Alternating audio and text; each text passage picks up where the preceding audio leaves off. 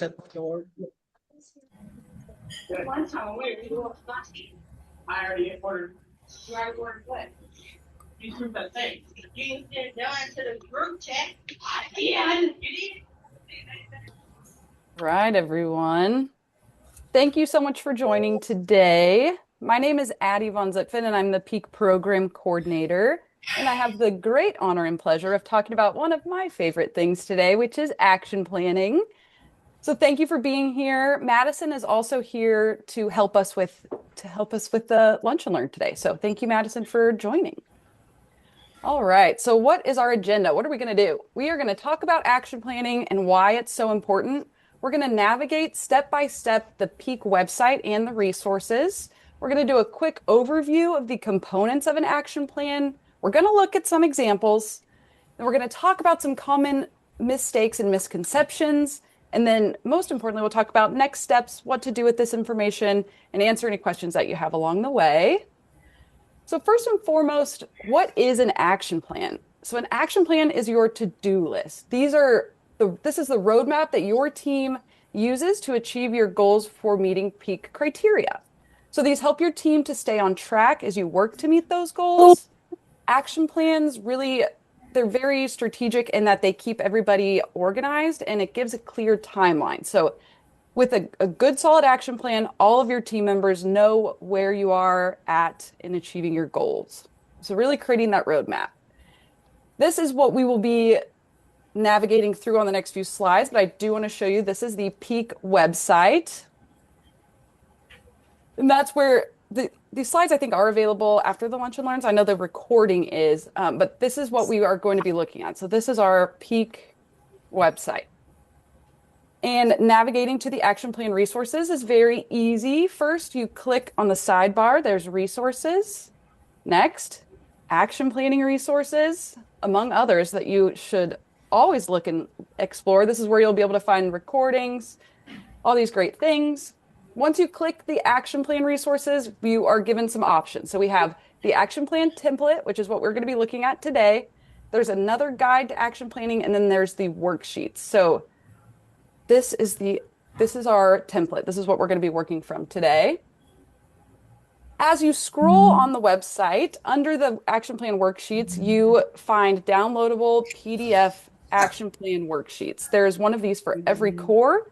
And today we're going to be working through the supporting the human spirit, or using that as our example. It's one of my favorite cores. If you know, you probably know that about me if you know me. So when you click on those individual PDFs, you come up with this. This is the action plan worksheet for supporting the human spirit. Every action plan worksheet has the same information at the top, and every action plan worksheet for each core provides you with KDAD's goal for this core. So when we get into the action plan, you'll see exactly where that goes. You literally copy and paste this. This is the goal because it sets the tone and the theme for your action plan. Like I said, we're using supporting the human spirit, where it gives you some good instructions, a good way to kind of get excited, get your team together, who should be involved, get you set up for success in your action planning, and then it goes into criteria specific information. So where does the goal go on our action plan? It goes right here in that gorgeous yellow box. So that is KDAD's goal for this supporting the human spirit is all team members work together to discover and support what gives each resident meaning and pleasure. So that is always answered for you. After the goal, it starts to really break down specifics about each core. So every supporting practice and every required outcome are listed on every worksheet. So if we're following this example, this is the first supporting practice and required outcome for supporting the human spirit. So information is gathered about resident routines, preferences, and personal pleasures.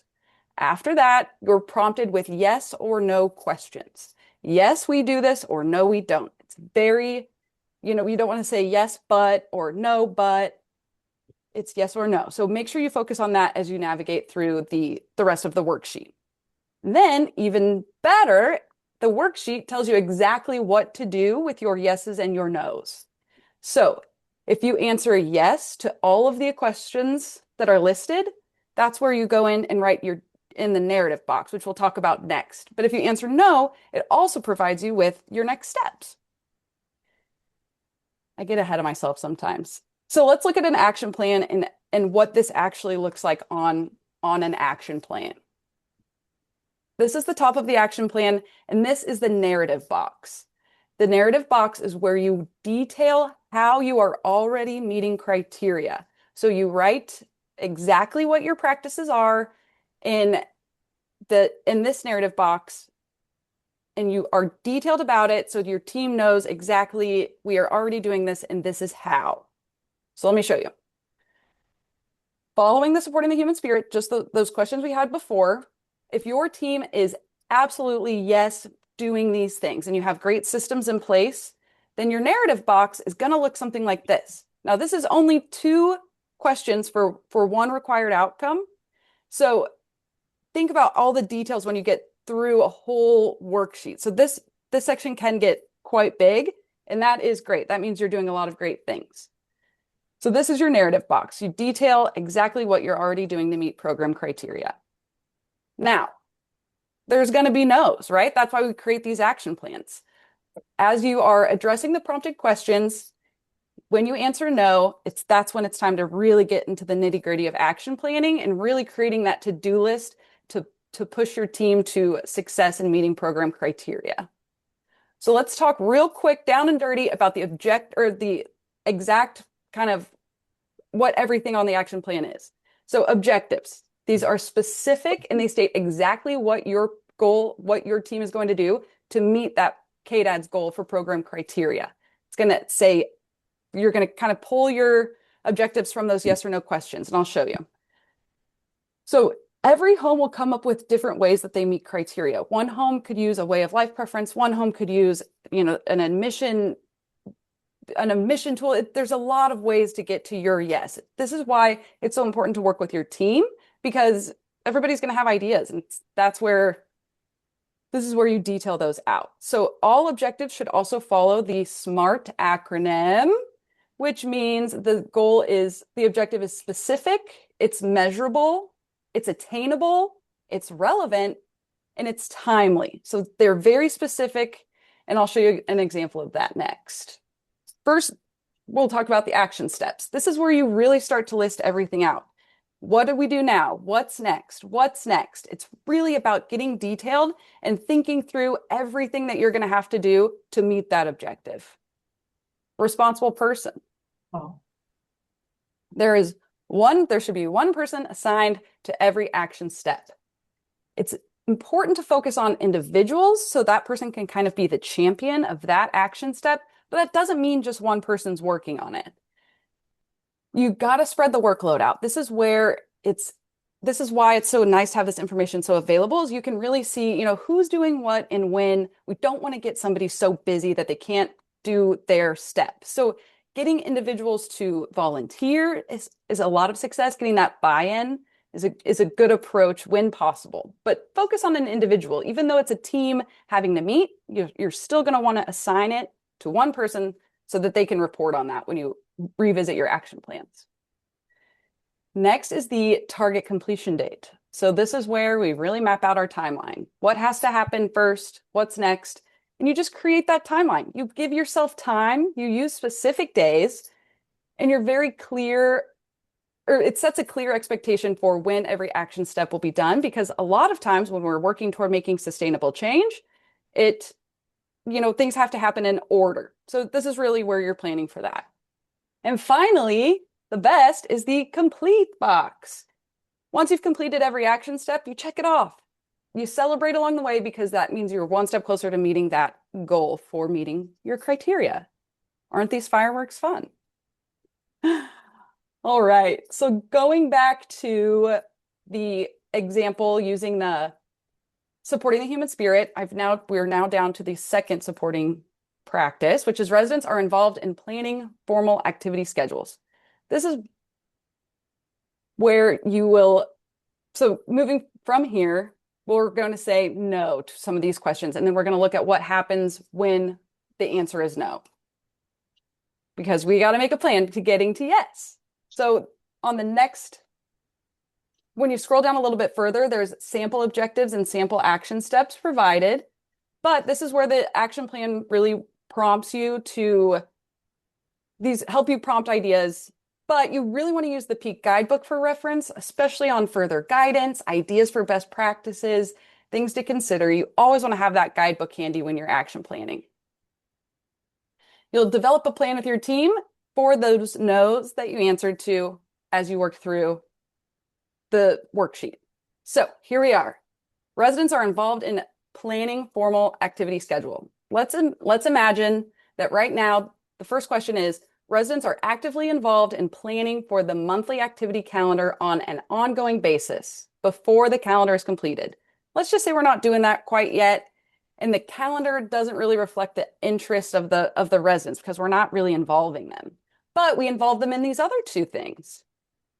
That means we are going to take those no's and create an objective. So an objective might look like residents will be actively involved in planning formal activity calendars by September 1st, 2026 through the creation and implementation of an activity committee in each neighborhood.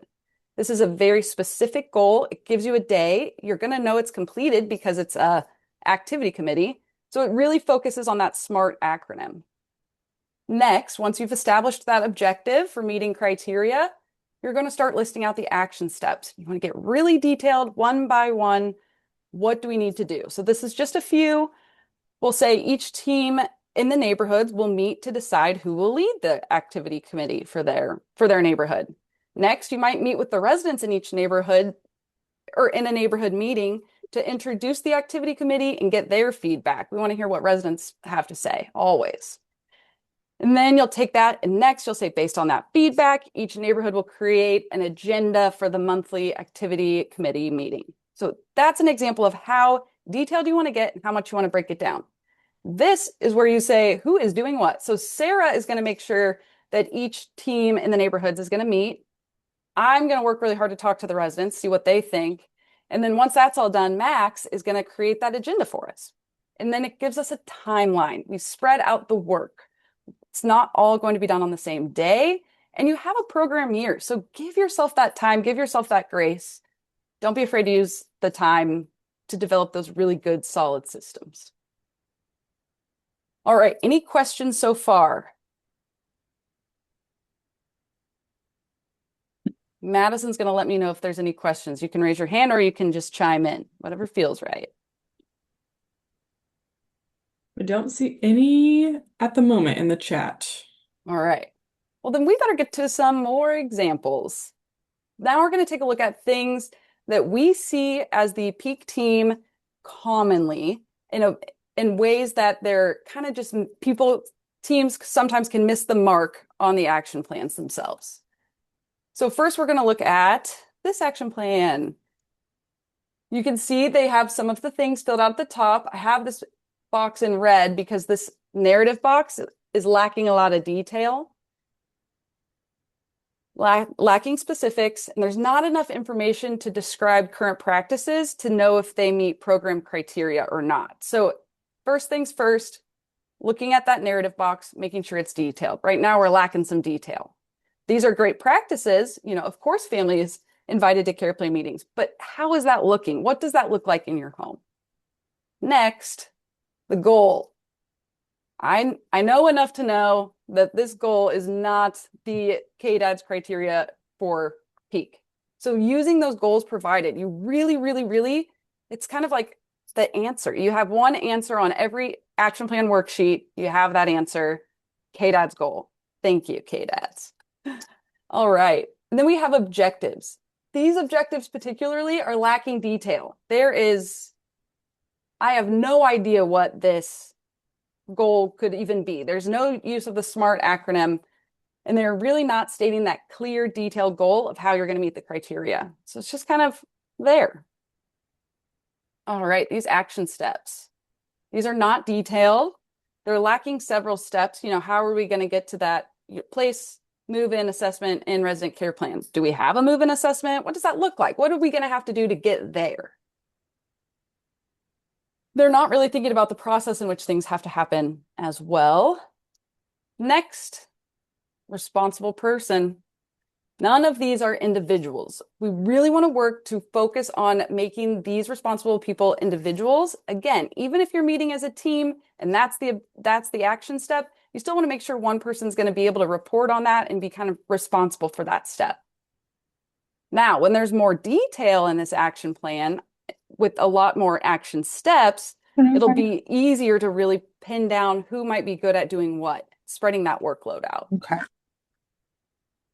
Next and finally, that target completion date. Well, first of all, it's in the past, but they're all on the same day. And that is not the intent of those target completion dates. We really want to map out our timeline to create sustainable long-term change. We want to take our time, take our program year. All right, there's one more example. I had Madison make these bad examples, and it almost makes me worried at how good she was at making these. I'm just kidding. All right, so here is another example. This is for the food core. Does anyone want to give their thoughts on this narrative box?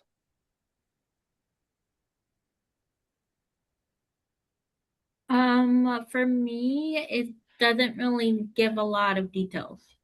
Exactly, Deanna.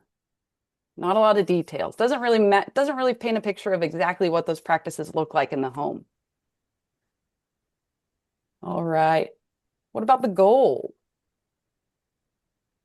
Jamie, is this KDAD's criteria for food? It is not. I do not believe that it is. Right. It's the cheat code, right? We want to make sure we're pulling that goal straight from those action plan worksheets and, of course, the criteria. Any objective feedback here? They're very simple. There's not a lot of details on it, and it doesn't really explain much. Right. Yeah. Like, what do you mean more time to eat? What's that going to look like? When do we want to have these done by? I think that as well. All right. Action steps. These are good. They'll get better as they work through to add more details to this plan. But I got to tell you, Joe is too busy. Joe is doing all of this. It's never the intent of that responsible person being one person. So really understanding that there's opportunity here to spread that workload out and give Joe a little bit more time to do something else, like talking to the residents about food. This is something else that we see often. There's just one target completion date given, or, just keep in mind that every step should have a target completion date. But Joe's busy, so he probably doesn't even have time to review this action plan. All right.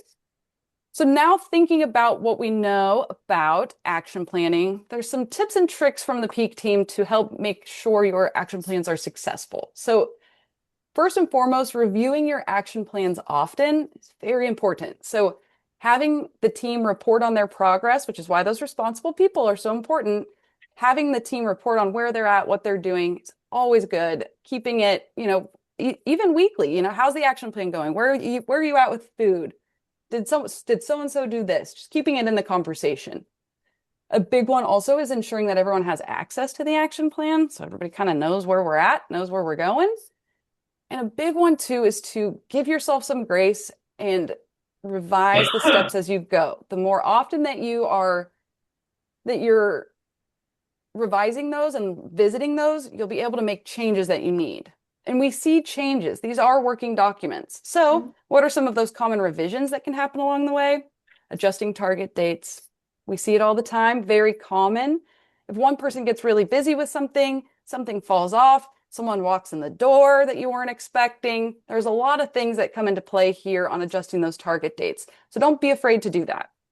Also changing the responsible person to help share the workload. Sometimes, our own workflows go up and down, especially when we're people taking care of people. So ensuring that you're sharing the workload, making sure that nobody's getting way too busy. The most common one we see is the need to add additional action steps along the way. So getting this really strong plan in place is a great place to start. But I totally lost my train of thought right there. But as you work through the action steps, you'll notice, oh, we missed that. And then you'll be able to, you could just add it right in, making sure you're still assigning someone to it. Any questions? Feeling good? All right.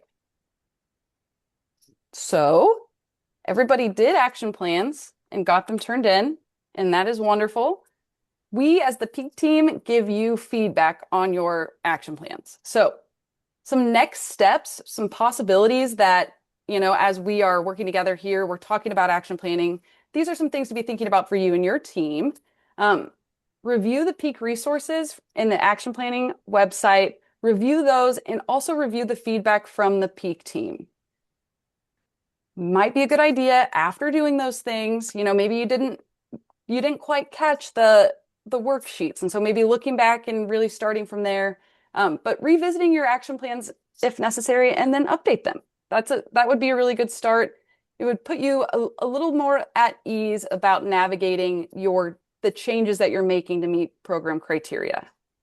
And if you would like, this is not required at all, but if your team does meet and decide to kind of update their action plans, our Peak team would be happy to help you and review the new ones or the updated ones as well. So just email us. We're happy to help. If you are also interested in like a little more one-on-one coaching and really looking at your action plans, that's also something that we'd be happy to do. So just never hesitate to reach out. We're happy to help when and how we can. Any questions at all? I wanted to make sure we had a little bit of time in here to just kind of talk, answer any questions that you have, see how you feel about action planning.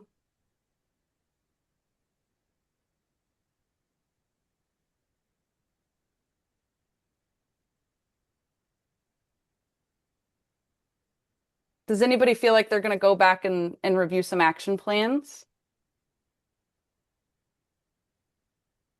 Hopefully.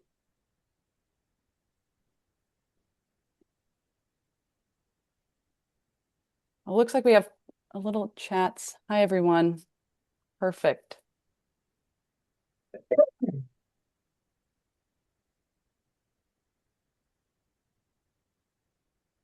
So did you see that question, Addie, in the chat? No, I can't open We it. have one question here. It says, when we review action plans and edit them, do we submit them again? So we are happy to review them again and kind of give you some feedback like we did initially, but it's definitely not required. Do not feel like you have to send them back to us. But like I said, we are happy to look over them again and provide you additional feedback if you'd like. Beautiful. Yes.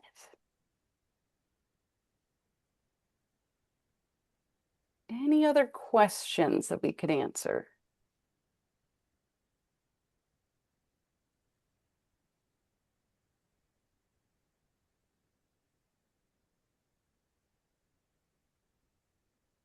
Well, if nobody has any questions, and you can, of course, always email us.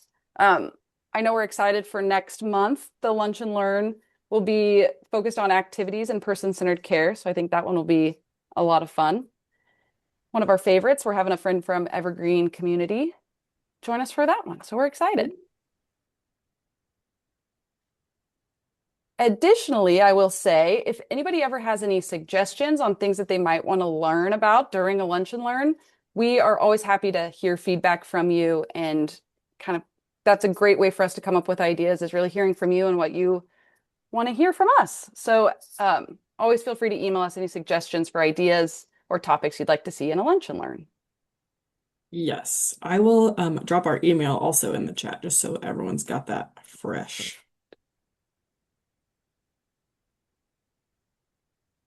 That's Karen Rehab. This is Susan. How may I help you? Do you want us to submit the action plan in their, like keep it in a certain file, save it, send it in, or like kind of save it for when we do a review again for Peak? So what I'm hearing is you're wondering kind of, So if you want our team to review your current action plan that you update that, so for the cores that you're working on next evaluation season, then you can email us those. Okay. And then as far as where your team houses those, it should just be in a very accessible location that everyone knows. So if maybe you update it and then email it out, if you have a shared drive, every home will look different on how they store their action plans. Okay. Good point. Because like, I don't know, for some homes, like for here, for example, our DON mainly does it, and she just tells us what we need and we send it in. So we all work together as a team, but I don't know if like the action plans like within like I could go get it without her. Yeah. That is one of our Oh. tips is for making those successful is making sure that they're accessible by all the team members. Mhm. So maybe you could bring that up and say, hey, I was on this great lunch and learn. They talked about action planning. Where do we keep ours? Kind of introduce that. That might be a good idea. Okay.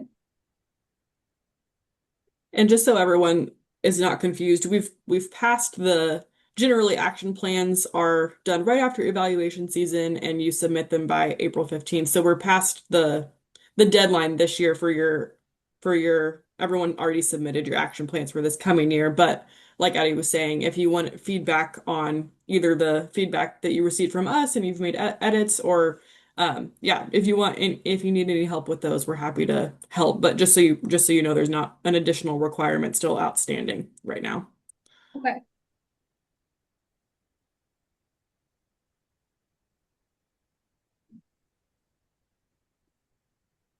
Any other questions from anyone?